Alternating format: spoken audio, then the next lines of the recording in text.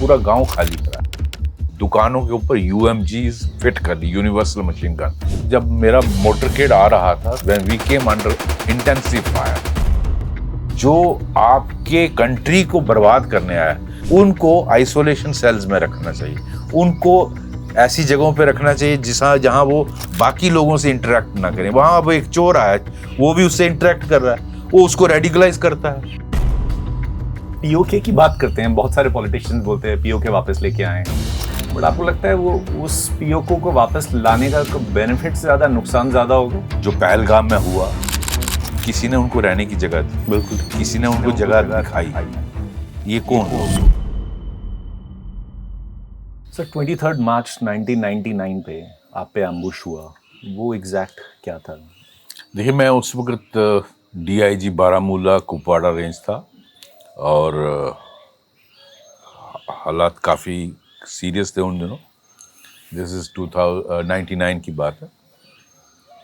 और मुझे डीजीपी साहब का फ़ोन आया उस वक्त, जो डीजीपी थे, कि आईजी कश्मीर, जो पूरे कश्मीर के इंचार्ज होते हैं, वो छुट्टी जा रहे हैं, तो आप उनका चार्ज, सीनियर मोस्ट आप हैं, तो आप उनका चार्ज होल्ड करिए, तो but you stay put in Srinagar.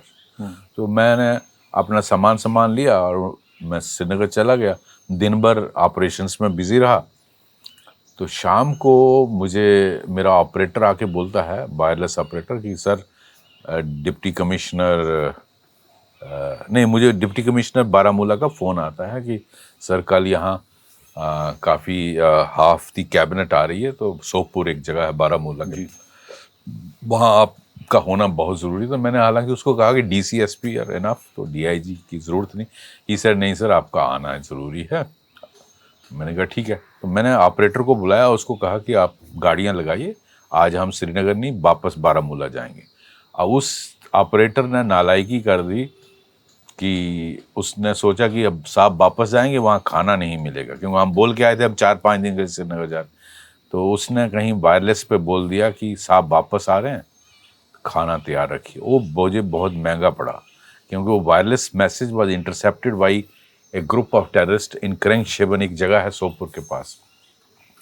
उन्होंने एक और ग्रुप को कांटेक्ट किया करीरी इलाके में, तो दोनों ग्रुप जो है 8-8, 7-8 के, वो टोटल 15-16 लोग थे टेररिस्ट। उन्होंने पुतखा एक जगह है जो सोपुर क्रॉसिंग से, जब आप श्रीनगर से बारामूला की जाओ तो सोपुर क्रॉसिंग आती है, उधर से कोई 1 किलोमीटर पहले उन्होंने पूरा गांव खाली कराया और ऊपर दुकानों के ऊपर यूएमजीज फिट कर दी, यूनिवर्सल मशीन गन। रात के 8, 8:30 बजे का टाइम था। कश्मीर में सर्दियां होती हैं मार्च में, और अंधेरा जल्दी होता है, हल्की सी बारिश भी हो रही। जब मेरा मोटरकेड आ रहा था, तो when we came under intensive fire, तो फ्रंट में मेरी जेएनके पुलिस की सीआर जिप्सी थी, बीच में मेरी बीपी गाड़ी थी एम्बेसडर, और उसके पीछे सीआरपी का एस्कॉर्ट। तो फ्रंट एस्कॉर्ट पर गोली चली, वो निकल गया, लेकिन नुकसान नहीं हुआ। उसके बाद मेरी गाड़ी पे कोई सैकड़ों गोलियां लगी, बहुत सारी लगी, जिसमें से एक गोली जो है वो फ्रंट शीशा जो बुलेट प्रूफ था उसको क्रॉस करके वो ड्राइवर का यहाँ जो लेफ्ट शोल्डर था इसको पंक्चर कर गया। और एक गोली जो है वो, जो उसकी विंडो थी वहाँ लोहा पतला होता, उससे निकलकर उसने मेरा हाथ ये काट दिया। ये पूरा हाथ रिकंस्ट्रक्ट किया गया। This is holding on pins, ये हड्डी उड़ गई। इसको दिल्ली में फिर बनवाया था, तो ये हाथ पूरा कट गया। और एक उन्होंने ग्रेनेड भी मारे। ग्रेनेड का एक स्प्लिंटर जो है वो गाड़ी के लेफ्ट पीछे वाला लेफ्ट विंडो से निकलकर मेरे स्कल में, और यहाँ से ब्लीडिंग होने लगी, और ये हाथ से ब्लीडिंग, तो बहुत ब्लीडिंग होने लगी। तो लेकिन आई वाज लकी कि वो जो स्प्लिंटर था वो ब्रेन को डैमेज नहीं किया, वरना पैरालिसिस हो सकता, but it got embedded in the skull. तो इतनी देर में एक टेररिस्ट ने पास आके कोशिश की दरवाज़ा खोल के फायर करने की, उसको कैप्चर, मुझे पकड़ने के लिए, ताकि वो किया जाए, अपनी कस्टडी में लिया जाए, हॉस्टेज सिचुएशन बनाई। लेकिन वो दरवाज़ा लॉक था, he could not open it.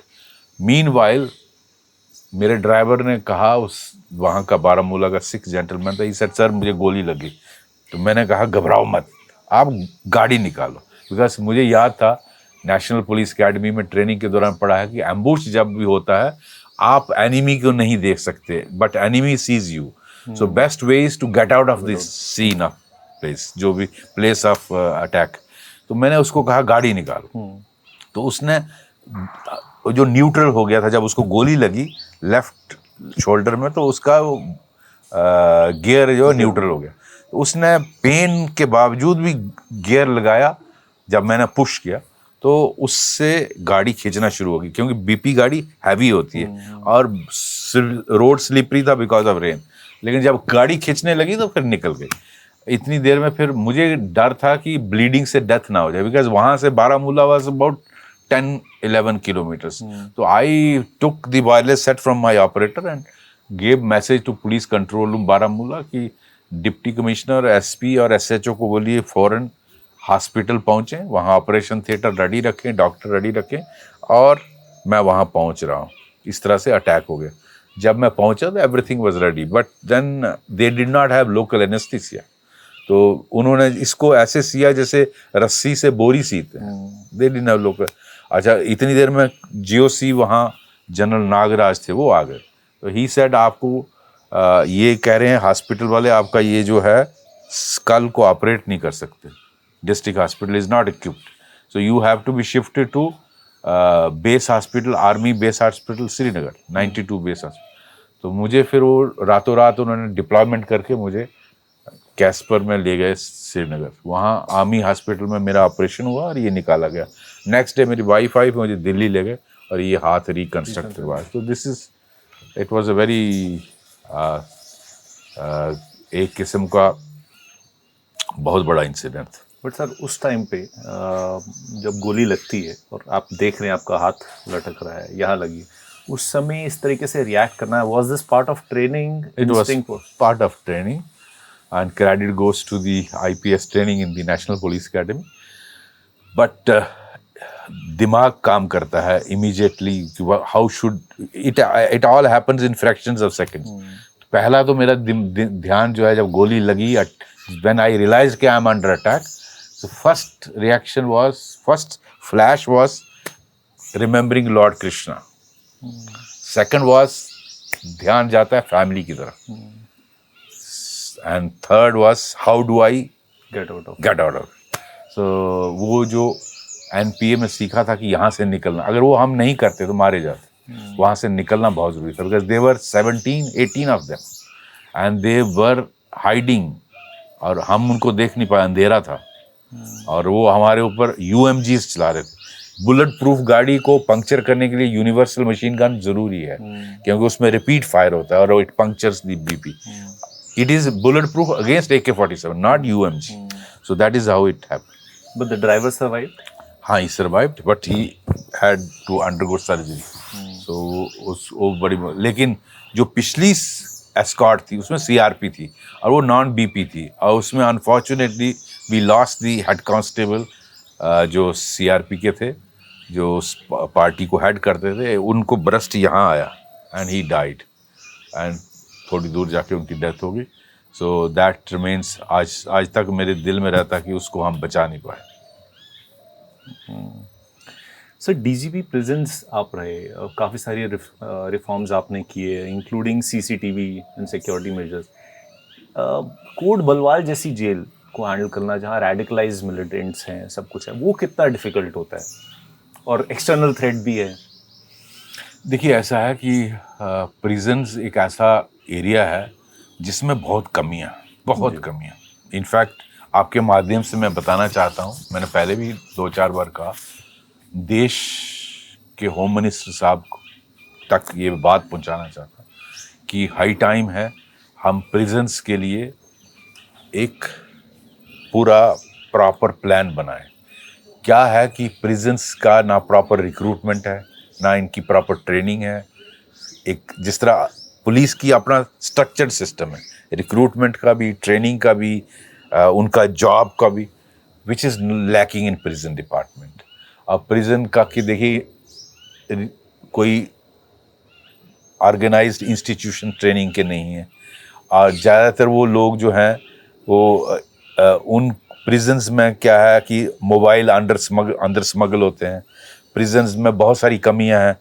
आपको याद होगा कोट बलवाल में एक बार टनल निकालने की कोशिश की गई और वहाँ उसको हमने पकड़ा, उनको उनसे हथियार वो जो जिससे वो खुदाई कर रहे थे। इसी तरह एक बार 7 टेररिस्टों का ग्रुप आया था कोट बलवाल पर अटैक करके उनको छुड़ाने के लिए, ये अजहर मसूद और इन पार्टी को, वो हमने 7 के 7 टेररिस्ट मार दिए थे।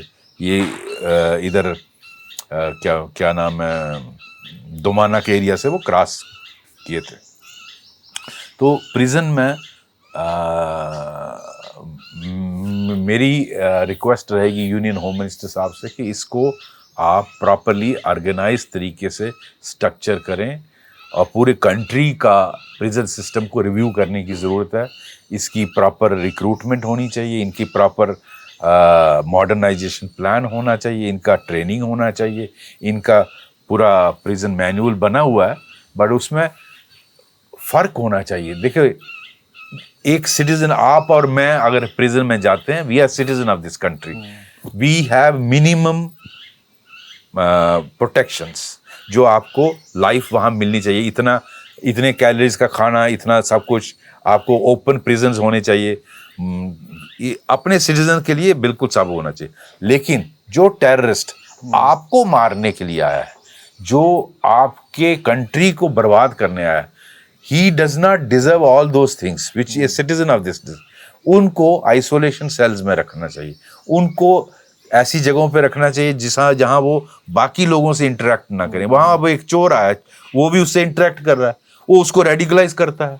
This is what is happening in prisons in Kashmir. बहुत सारे लोगों को हार्डकोर टेररिस्ट जो हैं वो उनको जो चोर हैं या जो दूसरे केसेस में छोटे छोटे केसेस में इन्वॉल्व हैं और प्रिजन में, उनको रेडिकलाइज करके उनको टेररिस्ट बनाते हैं। तो उनके लिए आइसोलेशन चैम्बर्स होने चाहिए, सिस्टम बनाने मॉडर्न तरीके से, जिस तरह दुनिया में इस तरह के प्रिजन्स हैं। हमें उस पर I think good funding should be done and prison system को टोटली ओवरहॉल करना चाहिए, ये मेरा मानना है। हाँ, मैं आपने जो कहा सवाल, तो हमने CCTVs लगवाए थे, हमने चेकिंग सिस्टम किया कि ताकि आप अंदर कुछ गलत चीज़ नहीं ले जाए। ये बहुत ज़रूरी है क्योंकि कई बार यहाँ मुझे याद है, मैं SPCT होता था, यहाँ उन दिनों सिख टेररिज्म बहुत था पंजाब में, 90s की बात कर रहा हूँ। यहाँ हमारे यहाँ RS-पुरा सेक्टर में भी उसका असर था। तो बहुत सारे सिख टेररिस्ट जो थे वो सेंट्रल जेल जम्मू में थे, वो उन्होंने अंदर इतना बवाल करके रखा था, उनकी दादागिरी चलती थी, तो कोई सुनता नहीं था। तो फिर मुझे एक दिन वहाँ के सुपरडेंट साहब ने कहा कि सर हमारी मदद करिए, तो फिर अच्छी तरह से उनकी धुनाई की और सीधे लाइन पे आए। तो लेकिन that is not the solution. Solution should be, हमें एक स्ट्रक्चर तरीके से प्रिजन रिफॉर्म्स लानी चाहिए जो बहुत ज़रूरी है इस देश के लिए। पुलिसिंग रिफॉर्म्स की अगर हम बात करें तो किस तरीके के पुलिसिंग रिफॉर्म्स आपको लगता है कि इट इज़ हाई टाइम की होना चाहिए? अक्रॉस पुलिस की मैं बात कर रहा हूँ, पूरे कंट्री की। जी देखिए, ऐसा है कि कुछ चेंजेस लाई प्रेजेंट होम मिनिस्टर साहब ने, मोदी जी सरकार ने। जैसे आपने देखा क्रिमिनल जो 3 लॉ हैं उनमें चेंजेस लाई। इसी तरह जो सुप्रीम कोर्ट की गाइडलाइंस हैं, जो 6-7 गाइडलाइंस हैं, लेकिन वो सारी आउटडेटेड हो गई हैं। जैसे सुप्रीम कोर्ट ने जजमेंट्स दी थी, जब उन्होंने 2007 या 8 की बात है, जजमेंट दी थी, उस पर था कि DGP से लेकर SHO तक टेन्यूर 2 साल फिक्स होना चाहिए। फिर एस्टैब्लिशमेंट बोर्ड होना चाहिए जो एक्चुअली ट्रांसफरेंस करना चाहिए ताकि पॉलिटिकल इंटरफेरेंस ना हो। इसी तरह अकाउंटेबिलिटी वो होना चाहिए, कमीशन होना चाहिए, पुलिस अकाउंटेबिलिटी कमीशन। इसी तरह उन्होंने जो 7 रिकमेंडेशंस की थी, लेकिन हुआ उसका नेगेटिव। जो हमारा 1861 का अंग्रेजों के टाइम का एक्ट था, दैट वाज मच स्ट्रॉन्गर। सिर्फ ये था कि उसमें लोगों की भलाई का नहीं सोचा गया, because that was passed in British parliament and उसका स्पिरिट था अपना जो ब्रिटिश रूल है उसको मेंटेन करना. That is why you see that kind of police even today, क्योंकि जो बिहाइंड द स्पिरिट था उस 1861 एक्ट का, वो राज को मेंटेन करना था. तो क्या हुआ कि ब्रिटिशर्स चले गए, अब पॉलिटिशियन लोग आ गए. तो अभी क्या है कि police actually serves as lathait of ruling party. वो नहीं होना चाहिए. What is required is police should be answerable to the law of the land. Law of the land is made by parliament or assembly. So they should be accountable to parliament or assembly. तो ये जो है, जब आप सिर्फ ruling party को करेंगे तो फिर अपोजिशन वाला, तो उसमें फिर भेदभाव आ जाता है. भेदभाव नहीं होना चाहिए, रूल ऑफ लॉ मेंटेन होना चाहिए. तो उसके लिए बहुत सारी reforms from time to time suggest की गई हैं. या जस्टिस मालिमत कमेटी है, बहुत सारी कमेटीज ने, पुलिस कमीशंस बहुत सारे, उन्होंने उनकी रिपोर्ट्स हैं. मुझे लगता है अब समय आ गया उन रिफॉर्म्स को बारी बारी एग्जामिन करके जो आज की स्थिति में एप्लीकेबल हैं उनको लगाना चाहिए. और पुलिस, ये जो सबसे बड़ी कमी मैं इंडियन पुलिस में देखता हूँ, आज भी लठमार पुलिस. आज भी आप 90% इन्वेस्टिगेशन जो है वो आपको मार पीट करके कर दे, which is not proper policing. आपके घर में चोरी हुई, आपको शक इस पे है, इसको पकड़ के लाए, 4 थप्पड़ मारे, एक कहेगा जी हाँ जी मैंने नहीं की चोरी, उसने की, या मैंने की है, मैंने वहाँ सामान रखा है. वो नहीं. It should be scientific based. FSL facilities हैं ही नहीं. हालांकि होम मिनिस्टर साहब कोशिश कर रहे हैं कि FSL को एक्सपैंड किया जाए, but it needs to be done in a much larger way. और हर एक पुलिसमैन को उसकी ट्रेनिंग होनी चाहिए, खासकर काडरी जो इन्वेस्टिगेटर का हो, उनको इसमें स्पेशलाइज्ड ट्रेनिंग होनी चाहिए ताकि वो साइंटिफिक बेस्ड इन्वेस्टिगेशन करें. सीन ऑफ क्राइम को प्रोटेक्ट करने की आदत होनी चाहिए. हम मिस हैंडल करते हैं, हम सीन ऑफ क्राइम को प्रोटेक्ट नहीं करते हैं. तो बहुत सारी चेंजेस की ज़रूरत है विच इज़ रिक्वायर्ड अगर आप इस सोसाइटी को आगे ले जाना चाहते हैं. और हाईटेक पुलिसिंग होनी चाहिए. आपको आज AI का ज़माना है, आज बहुत सारी चीज़ें AI के माध्यम से आप पूरा स्टडी कर सकते हो, उसका स्कैन कर सकते हो, आप पूरा डाटा निकाल सकते हो. तो इनफैक्ट आज AI का ज़माना, हर एक जो बीट कांस्टेबल है उसके पास सारे क्रिमिनल्स का रिकॉर्ड होना चाहिए, पाम टॉप पे होना चाहिए. उस जैसे स्मार्टफोन है मेरे पास, मेरे पास आज किसके पास स्मार्टफोन नहीं. अगर उसको आप सेंट्रलाइज्ड डाटा अवेलेबल है कि मैं यहाँ चेकिंग कर रहा हूँ, these are the wanted people in this country, इनमें से तो नहीं है कोई. These are the vehicles wanted. Traffic में तो ऑलरेडी इम्प्लीमेंटेड है, पैड्स हैं, they can see the crime done by the vehicle. कई जगहों पे किया जा रहा है. मुझे लगता है टेक्नोलॉजी का और इस्तेमाल करना, क्योंकि police should be technological savvy. आज बहुत सारे पुराने लोग जो हैं, they are not technological savvy. So I think उसकी ज़रूरत है. इनकी प्रॉपर पुलिस में 30 साल ट्रेनिंग नहीं होती है, अनलाइक आर्मी एंड CAPF. तो इनको ट्रेनिंग ज़बरदस्त हर 5-7 साल के बाद या 5 साल के बाद ट्रेनिंग होनी चाहिए. तो ये सारी चीज़ें रिफॉर्म करने की, लॉज कुछ होम मिनिस्टर साहब ने चेंजेस की हैं, और भी अगर कोई मैं समझता हूँ चेंजेस की ज़रूरत है, समय से समय लानी चाहिए. और टेररिज्म से डील करने का एक अलग तरीका होना चाहिए, बट सिटीजन्स के लिए राइट्स प्रोटेक्ट करने चाहिए. सिटीजन्स के साथ, अच्छा, even policeman, how they talk to common citizen, I don't like that. मुझे इनफैक्ट बहुत सारे लोग बोलते हैं कि सर आप किसी का भी फ़ोन उठाते हैं, आप कोई गांव से फ़ोन करता है आप वो भी उठा लेते हो, आप SPO का भी फ़ोन उठा लेते हो एज DGP. मैंने कहा मुझे फ़र्क नहीं पड़ता, because he may be in need. तो एक्सेसिबिलिटी होनी चाहिए. आप यहाँ but this is not true in many parts of the country. मैं अगर यहाँ किसी से फ़ोन करूँ, मुझे नहीं लगता कोई किसी ज़िले का SP अवेलेबल इतना इजीली होता है. तो ये चीज़ें, सिटीजन्स की अवेलेबिलिटी, उनके साथ बिहेवियर पुलिस का, वो उसकी ट्रेनिंग होनी चाहिए, कैसे आपको बिहेव करना. After all police is for people. I am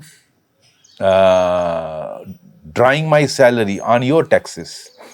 आपके टैक्स से मेरी सैलरी आती है, मेरी सारी जो पूरा तंत्र है, दफ्तर हैं, एयर कंडीशनर हैं, गाड़ियां हैं, वेपन्स हैं, जो भी, ये सारे मुझे आपके टैक्स से आते हैं। I am here to serve you.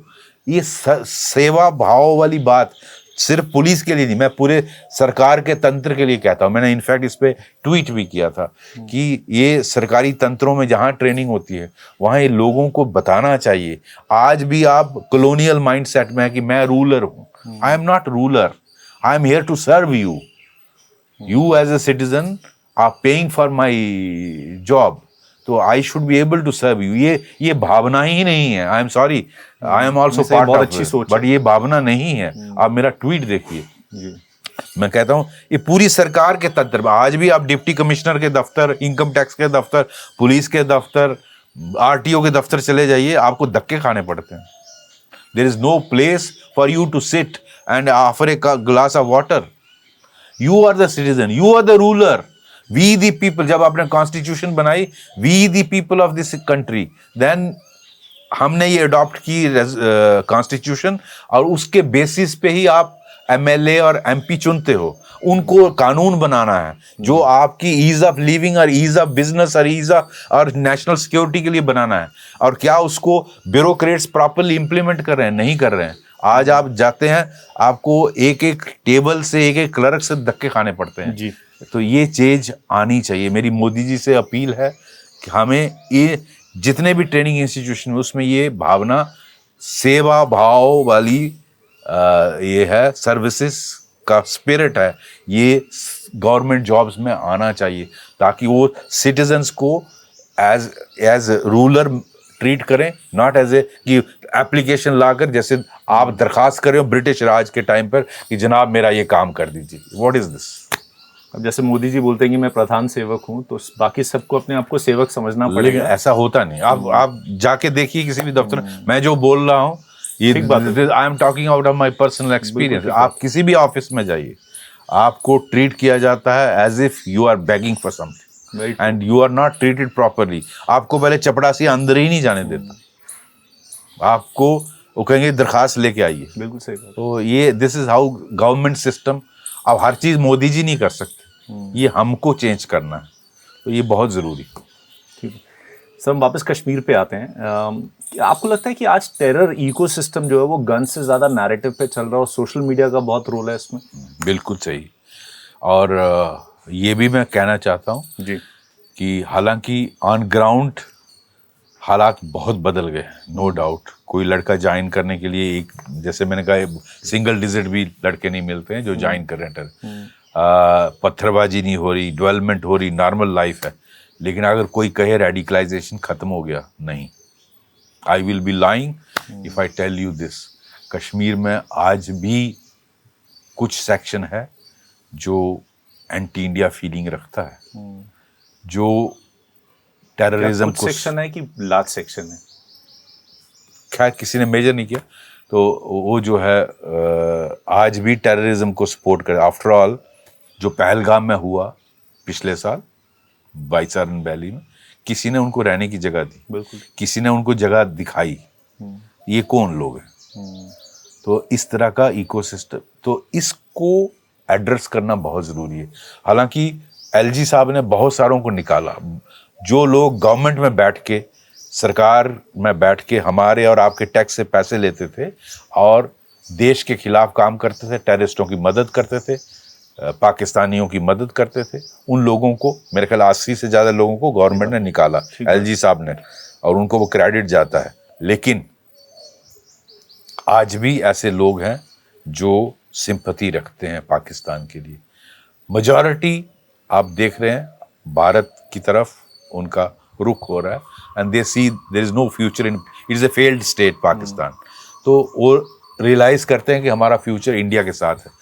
लेकिन आज भी बहुत सारे, मैं कश्मीर के लड़कों को सुनता हूँ, उनकी बातचीत से एक ऐसी भावना आती है which is not from a nationalistic fervour.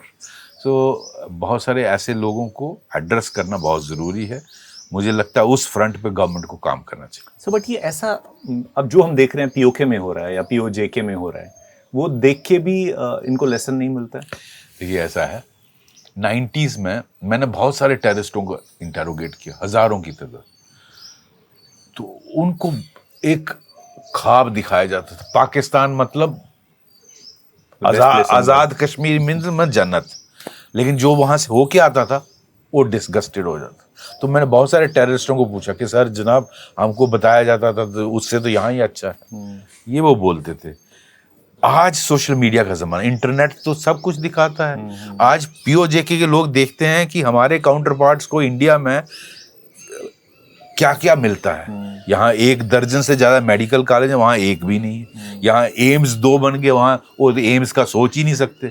यहाँ IIT IIM बन गए, यहाँ टनलें बन गई, यहाँ लद्दाख कनेक्ट हो गया, वो वाली जंस्कार वाली क्या बोलते हैं, जोजिला वाली टनल बन गई।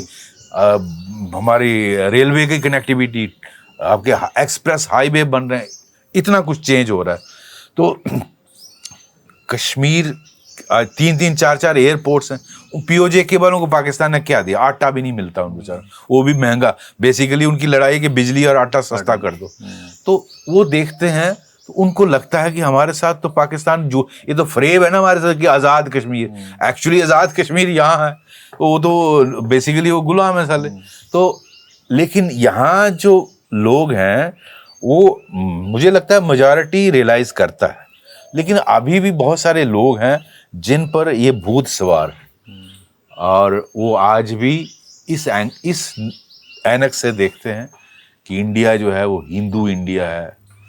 इंडिया जो है, नॉट रियलाइजिंग कि पाकिस्तान से ज़्यादा मुस्लिम यहाँ रहते हैं, नॉट रियलाइजिंग कि Muslims are more safe in India than anywhere in the world. कोई भी दुनिया में मुझे कंट्री बताओ जहाँ हर सेक्ट रहता है सिवाय इंडिया के। तो लेकिन कश्मीर में रेडिकल एलिमेंट्स हैं, और मुझे कई बार एप्रीहेंशन रहती है कि आप कभी भी जब ये फोर्सेस कम कर दोगे और यहाँ ज़्यादा कोई ट्रिगर मिल गया तो आप वहाँ आउटबर्स्ट हो सकता है। ये मेरा असेसमेंट। पीओके की बात करते हैं, बहुत सारे पॉलिटिशियंस बोलते हैं पीओके वापस लेके आए, बट आपको लगता है वो उस पीओके को वापस लाने का बेनिफिट से ज़्यादा नुकसान ज़्यादा होगा? क्योंकि यहाँ तुम कुछ एलिमेंट्स की बात करते हैं जो एंटी इंडियन है, तो वो पीओके के जब एलिमेंट्स यहाँ आएंगे, will it benefit India? PoJK के लोग देखो, ये वही लोग हैं जहाँ टेरर कैंप चल रहे थे, ये वही लोग हैं जो इंडिया के खिलाफ नैरेटिव चलाते हैं। इनको आई एम सॉरी टू से बहुत सारे उसमें, खासकर ये मीरपुरी और ये जो जम्मू के इलाका है जहाँ मैसेकर्स हुए थे, तो ये इनका रोल सारी दुनिया जानती है। इनको अंदर लाना मेरे ख्याल अपने पाँव पे कुल्हाड़ी मारने वाली बात है। Let's watch, let them. खुद ही मुझे लगता है पाकिस्तान अपने ही बेट से टूट जाएगा। हमें अभी कुछ करने की ज़रूरत नहीं।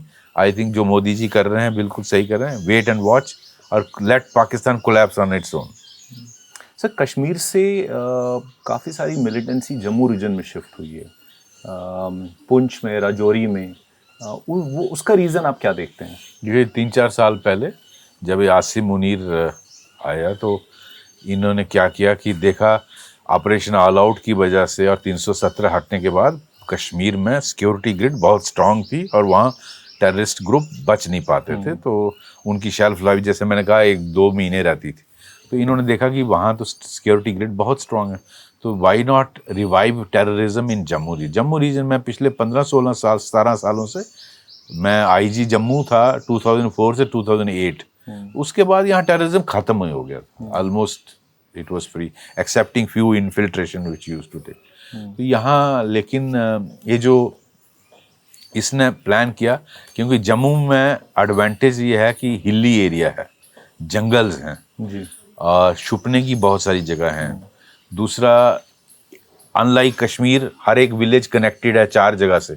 जम्मू में अगर आप डोडा किश्तवाड़ जाओ तो एक सड़क है, you are not very well, कोई रोड नेटवर्क बहुत कनेक्टिविटी नहीं है। अच्छा, पैदल चलना है 4-5 किलोमीटर, तो आपको उसका एडवांटेज। तो अगर आप वो टेररिस्ट भेजो जो हिल जंगल वारफेयर में और माउंटेन वारफेयर में ट्रेंड हो, और उनको आप अमेरिकन वो जो M4 राइफल थी वो दे दो, और उनको स्टील कोटेड बुलेट्स दे दो, और चाइनीज़ कम्युनिकेशन सिस्टम दे दो जो सैटेलाइट बेस्ड है, तो उनको ट्रैक डाउन करना मुश्किल है उसका, और उनसे हमले करवाओ भारत की सेना पर। तो उन्होंने शुरू में किया भी। तो पिछले 3-4 सालों से कोशिश की जा रही जम्मू रीजन को करने की, डिस्टर्ब करने की, लेकिन यहाँ इतनी पब्लिक सपोर्ट है नहीं। थोड़ी बहुत बीच में निकलती है लेकिन है नहीं। तो इसीलिए यहाँ उन्होंने इनिशियली सक्सेसेस ली। यहाँ पुंछ में अटैक किए, फिर कठुआ में अटैक किया, फिर उधमपुर और डोडा किश्तवाड़ में किए, लेकिन बाद में हमारी फोर्सेस को थोड़ा टाइम लगा, लेकिन उनको I think we had successful encounters in Kathua, in Udhampur, in Kishtwar. अब उनको काफ़ी को गिराया है, लेकिन राजौरी पुंछ अभी भी मैटर ऑफ कंसर्न है। There are as per reports few terrorist who are Pakistanis and still hiding. I think we need to clear them. Sir, हमने कश्मीर पे काफ़ी बात की, लेकिन बहुत इम्पोर्टेंट है जम्मू पे बात करना भी, क्योंकि जम्मू के काफ़ी हद तक लोगों को लगता है कि that Jammu has been ignored for ages. तो आपको लगता है कि सक्सेसिव गवर्नमेंट ने जम्मू रीजन के साथ, और मैं जम्मू सिटी नहीं बोलूँगा, जम्मू रीजन के साथ उतना फेवर नहीं किया जितना करना चाहिए था? ये देखिए, वे स्ट्रॉन्ग सेंटीमेंट है।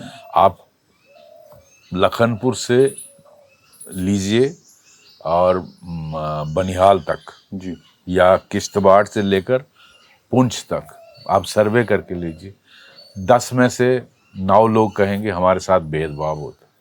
आप करवाइए से। सही बात। Across community, across region, across मैं सभी जो जम्मू के रहने वाले लोग हैं उनकी बात कर रहा हूँ। एक स्ट्रांग सेंटीमेंट है कि सक्सेसिव गवर्नमेंट्स ने 47 से हमारे साथ भेदभाव किया, और वो दिखता भी है। अगर मैं बताऊं, अब लोग फिगर्स भी देते हैं कि 70% से ज़्यादा रेवेन्यू जम्मू से आता है। आप डिफरेंट सेक्टर्स में देख लीजिए, लेकिन खर्चा आप ज़्यादा उधर करते हो। आप टूरिज्म में खर्चा देखिए तो 90% कश्मीर में होता है। यहाँ जम्मू में इतनी खूबसूरत जगहें हैं, मैं एक नहीं पीसों बता सकता, लेकिन उनको कनेक्टिविटी नहीं है, रोड तक नहीं। आप मुगल रोड पे चले जाइए, आप कठुआ बनी उस सरथल की तरफ चले जाइए, आप किश्तवाड़ भद्रवाह मिनी कश्मीर कहा जाता है, अब बनिहाल के ऊपर का इलाका देखिए, मोहमंगर, सारा अब राजौरी के ऊपर लेक्स हैं इतनी बढ़िया। मैं किस की नाम लूँ। यहाँ इनफैक्ट 9 देवियाँ हैं, जो जिस तरह हम यहाँ हिमाचल में हैं, हम उसका सर्किट बना सकते हैं, लेकिन यहाँ टूरिज्म के लिए कुछ किया ही नहीं जाता। अथॉरिटियाँ बना दी, वो बाबुओं ने अपने दफ्तर बना लिए, गाड़ियाँ खरीद ली, उससे क्या होता है? आप कनेक्टिविटी दीजिए। अगर जम्मू के पास एक मानसर और सुरुईसर फेमस लेक्स हैं जी। सुरुईसर अगर आप जाओ, आप बैठोगे कहाँ? कोई बैठने की जगह ही नहीं है। तो आपको सरकार को सड़क कनेक्टिविटी देनी चाहिए, और बिजली पानी ये होना चाहिए, और लोगों को एनकरेज करिए। होम स्टे आप उनको जगह दे दीजिए कि आप लोन लीजिए, मुद्रा लोन में जो प्रधानमंत्री जी का प्रोग्राम है आप बनाइए। Even outside capital can be taken. उनको लोगों बाहर वालों को भी इनकरेज, कुछ परसेंटेज दिया जा सकता। आप लैंड आइडेंटिफाई करिए, इतनी खूबसूरत जगह है। आप मानसर में जो हालत 20 साल पहले थी, आज भी वही हालत है। कोई आपको ढंग की जगह नहीं मिलती। आप पत्नी टाप और सनासर जाइए, जंगल काट दिए, एनक्रोचमेंट है, बुरी हालत है।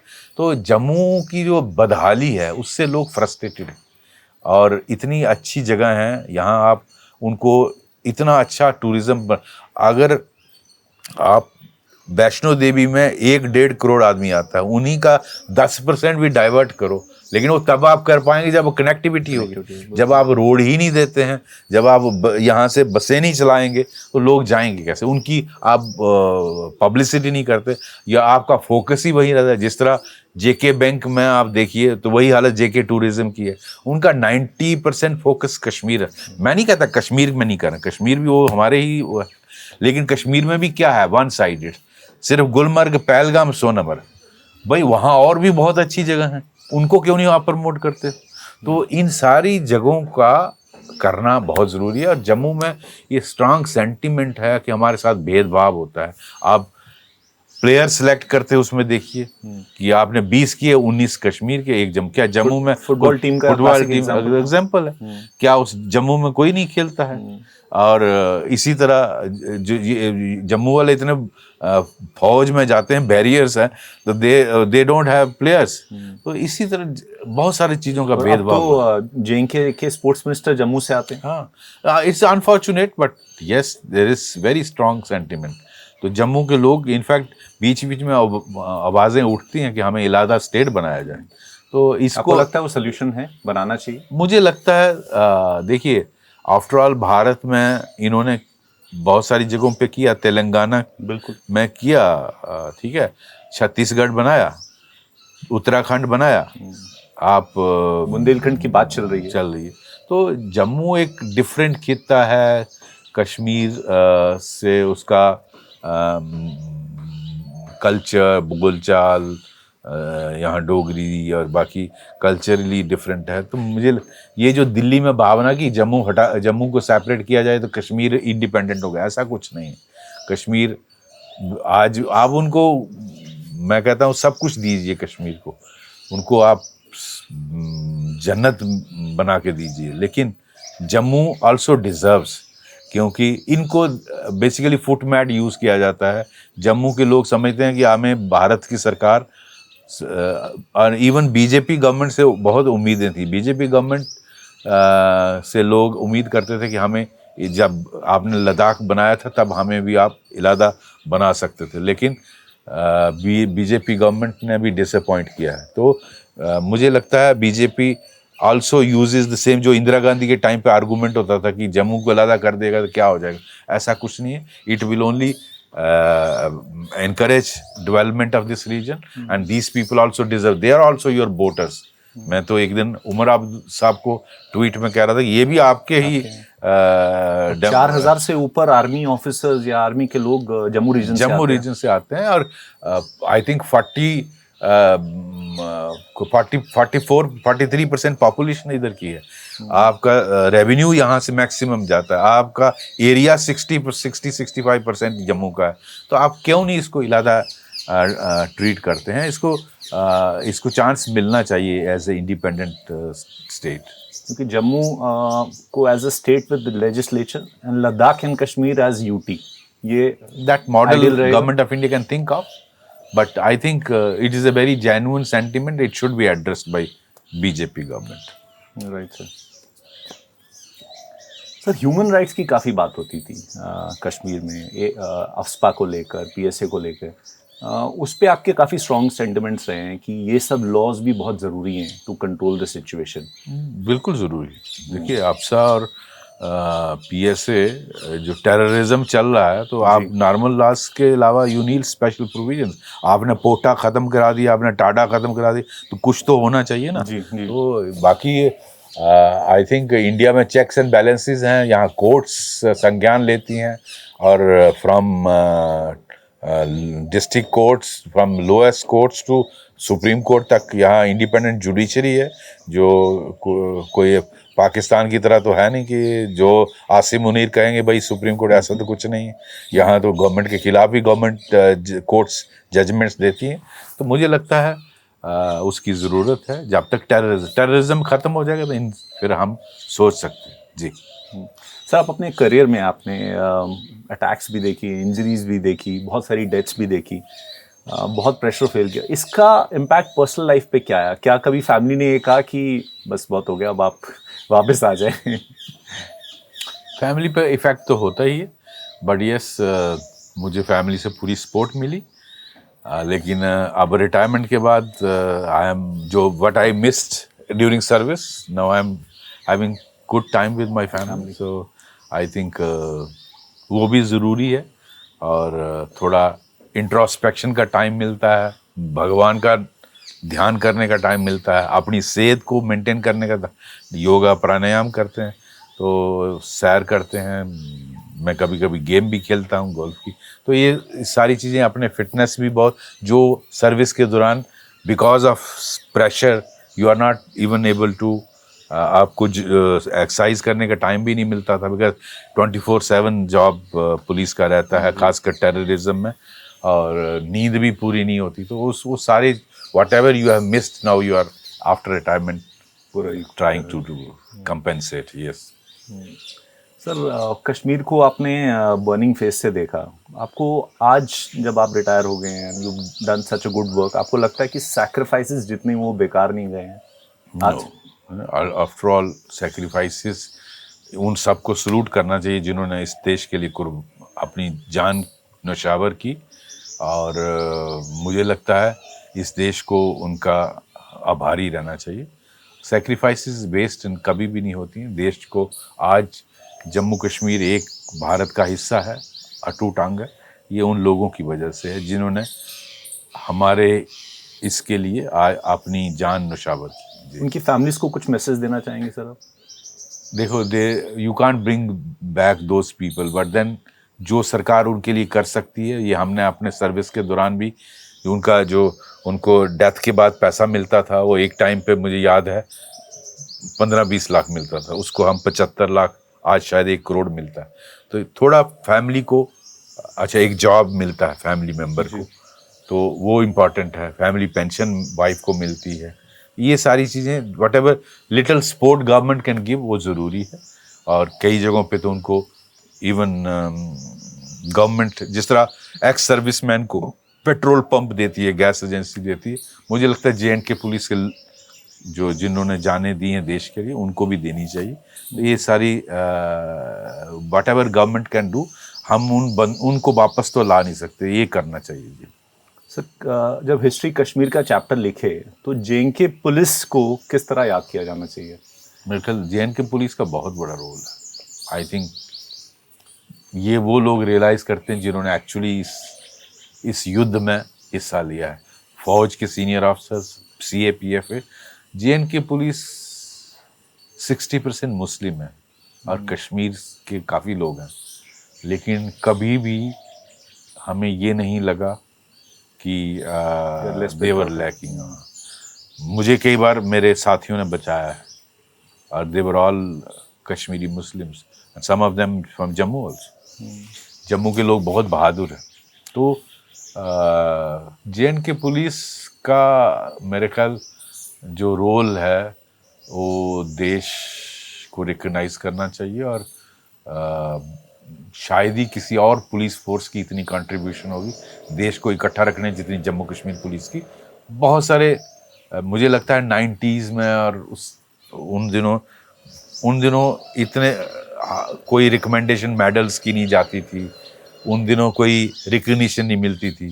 तो उनको भी, उस वक्त की जो लोग कंट्रीब्यूशन है, उनको भी रिकग्नाइज करना चाहिए। उनको they have missed on medals.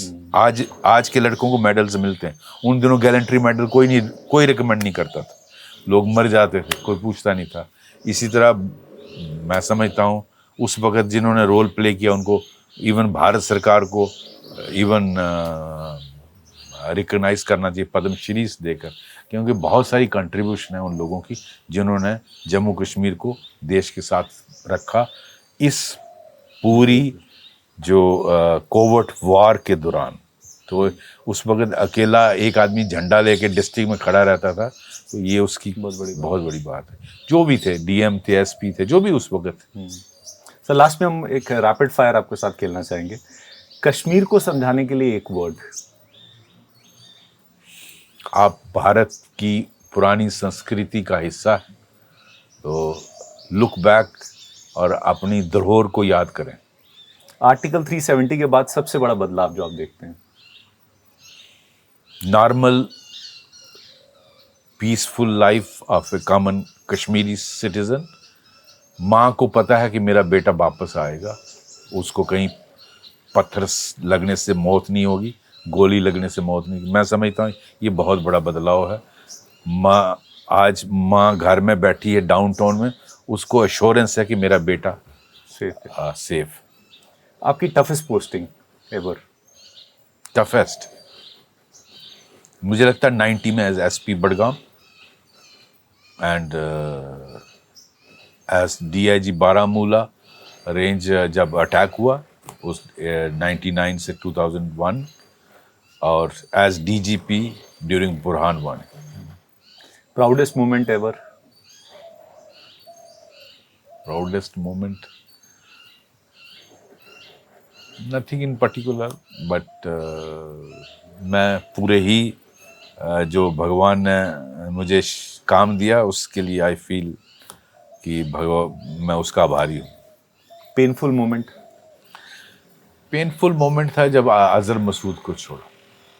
That was the And you most, said that also, very heavy heart. Very heavy heart, that was very painful, because इस तरह के राक्षस को छोड़ना अपनी हजारों की मौत का कारण बनना। कश्मीर में पीस के लिए सबसे इम्पोर्टेंट चीज क्या जरूरी है आपको लगता है? सबसे परमानेंट इम्पोर्टेंट, पीस के लिए यूथ को भारत के साथ जोड़ना। यूथ ही टेररिज्म का कारण बनता है। यूथ को टारगेट करना चाहिए और उनको